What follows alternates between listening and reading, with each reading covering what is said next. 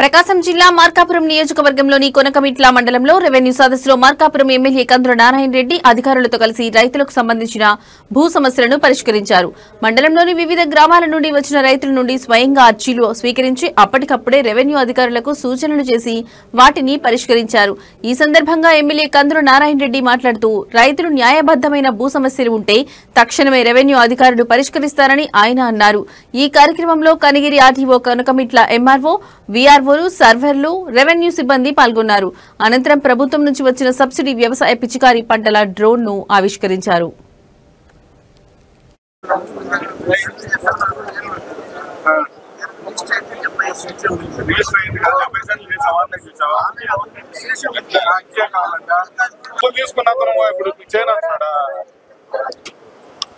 పిలిపించి కానీ మా పని తక్కువ, ఎందుకంటే వాడు డబ్బులు చూసుకున్నాడు. మీరు పెద్ద తరగాలో నేను డబ్బులు తీసుకున్నాను. మనకి ఏదైతే చేయగలిగినవి ఉన్నాయో వాటన్నింటినీ కూడా చేపించాలన్న ఉద్దేశంతో ఈ కార్యక్రమాన్ని ఏర్పాటు చేశాం.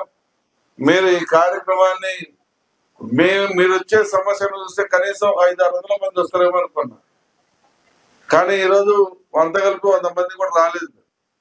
అంటే మీ మండలంలో పెద్ద సమస్యలు ఉన్నట్టు లేవు, కానీ ఊరికే మమ్మల్ని ఇబ్బంది పెట్టాలనో లేకపోతే కావాలని అడగాలని అడిగినట్టే ఉంది. కానీ మీరు సమస్యలు లేకుండా వచ్చి మమ్మల్ని ఇబ్బంది పెడుతూ మమ్మల్ని పని చేయలేదు అనేటువంటి ఒక దుష్ప్రచారం చేస్తూ మీరు ప్రవర్తిస్తా ఉన్నారు.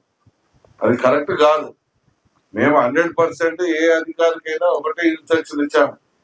గతంలో మాదిరిగా మాకు చెప్పకుండా చేయవాకండి, మేము చెప్తేనే చేయండి, లేదంటే మేము చెప్తేనే సంతకాలు పెట్టండి, ఇటువంటి ఆర్డర్స్ మేము ఇవ్వం. మేము రైతు అనేవాడు ఎవరైనా సరే జెన్యూన్ అయితే చేసేయమని చెప్పి ఒక స్పష్టమైనటువంటి ఆదేశాలు ముందే ఇచ్చాం.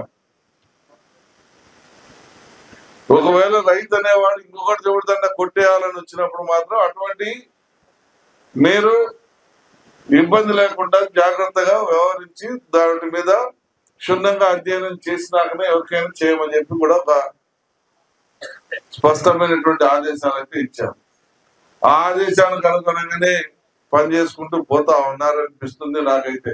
పరిధిలో ఏదైతే చెప్పిందో ఆ నామ్స్ ప్రకారం పని చేస్తున్నారా లేదా అనేది మీరు ప్రధానంగా చూసుకోవాలి. కానీ ప్రభుత్వం వద్దు చేయొద్దు, ప్రస్తుతం ఆపండి, వాటి మీద అధ్యయనం చేస్తా ఉన్నాం, వాటి మీద ఒక డెసిషన్ తీసుకొని మీకు ఒక ఆర్డర్ ఇస్తాం, ఆ ఆర్డర్ ని బేస్ చేసుకొని మీరే రైతులకు కానీ ప్రజలకు కానీ పనులు చేయండి అని చెప్పినటువంటి పరిస్థితిని మీరు అర్థం చేసుకోవట్లేదు.